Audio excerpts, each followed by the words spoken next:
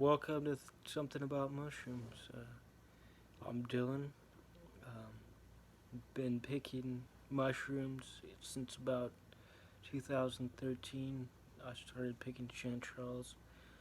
That's kind of what got me into mycology, and started to look into how to find, easier ways to find chanterelles, and maybe some of the other mushrooms that were around them, and maybe some of the other ones that I could eat and maybe sell, because that's what I was doing at the time, is selling the chanterelles to wholesale buyers.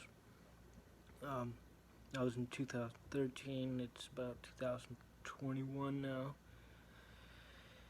And then, shortly after that, I started, getting really into it, and it became a pretty big part of my life. I really enjoyed picking mushrooms and learning about them, and I ended up finding out about medicinal mushrooms. And one of the first medicinal mushrooms that I found out about was the Reishi mushroom.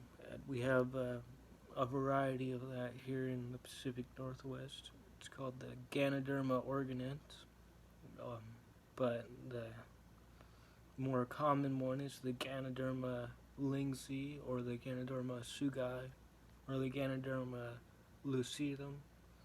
But pretty much they just all have similar compounds like ganoderic acid and polysaccharides and beta glucans and triterpenes and things like that have immune boosting properties, and have studies have shown that they may have some sort of cancer fighting properties.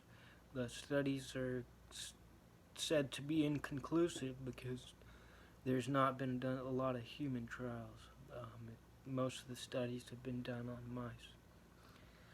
So, yeah, you can kind of look into it more if you're interested in it, and maybe I'll have some more future videos that go into deeper explanations and things like that, and maybe I can reference a few of these studies. But pretty much, the Reishi has been used for about at least 4,000 years. It dates back to the Han Dynasty when it was first recorded. And that was in about 104 BC. It was called the mushroom of immortality, and it was reserved for royalty. And even back then they knew it had some sort of property that helped you to live a longer and healthier life, which I would say is immune boosting. We haven't really known much about mushrooms at all until about 1969, when mushrooms entered their own kingdom of species. They are the fungal kingdom. So they actually were in the plant kingdom before that, and we thought that they were related to plants, and we found out that they're not related to plants, that they're mushrooms, and they're totally different. So a lot of studies haven't really been done, on a lot of mushrooms. But there are a few that are already FDA approved, like, for instance, the false chanterelle, the jack-o'-lantern mushroom. I can't remember its scientific name right now, but yeah, that one's FDA approved, and it is shown to attack cancerous tumors and help to restore the cells that were damaged from those cancerous tumors. And that's an FDA approved medicine that they're using in cancer treatment right now for specific types of tumors and things like that. And that's kind of what purpose of making this page is, spreading awareness, and eventually I want to teach you guys more about it, and hopefully someday be able to offer that to you and maybe, give you some medicinal mushrooms or point you in the right direction of where to get some, and how to use it. How are you going to make it? Well, a lot of them are water soluble, so you can just make a tea. Some of them are alcohol soluble, though, these compounds, so you'll actually make a alcohol extract or a dual extract of water and alcohol. And maybe in the future I'll be able to teach you guys how to do that. But for now, we are just going to make some tea out of this, a water extract. This is a Oregon Reishi I found myself. I'm not going to disclose where, but I have some already pre-processed, and I'm going to make that up.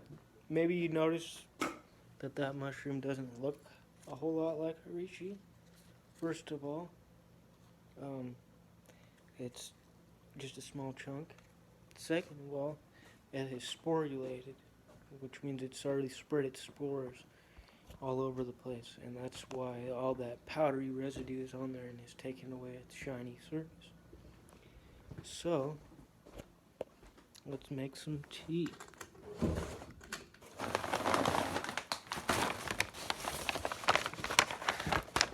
Okay, so what I do to make my tea is I just break it up into these nice chunks and put it in some water, and I heat it up for a really long time, and then I drink it.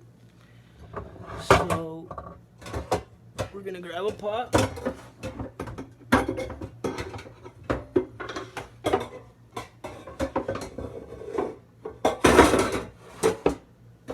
I'm gonna grab a pot, grab some pot, put some water in it.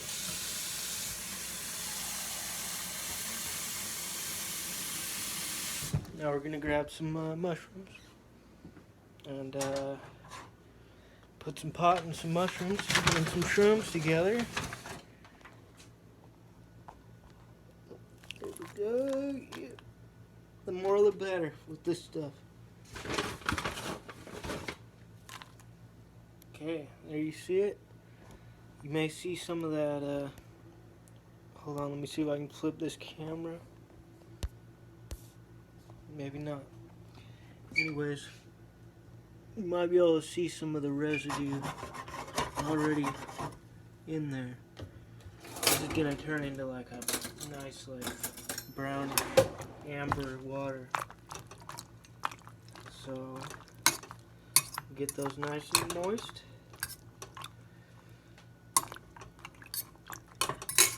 Okay, now we're just gonna heat it up. I'll put it on about medium high. Well, yeah, so we want to get it to like a low, just before a low simmer maybe, and we're just kind of trying to get it to extract some of its, you want to rehydrate it and get it to extract some of those compounds, which are mostly water soluble. So that's all you gotta do. You put it on the stove, put some water in there, heat it up, and stir it once in a while. Keep it there for about a couple, as long as you want, an hour to a few hours, to maybe less than, but the longer you wait, the more of these, the better extracts you're going to get, and that's called the water extract of the reishi mushroom. So, thanks for watching. I guess that's all I really have today. Yeah, till next time.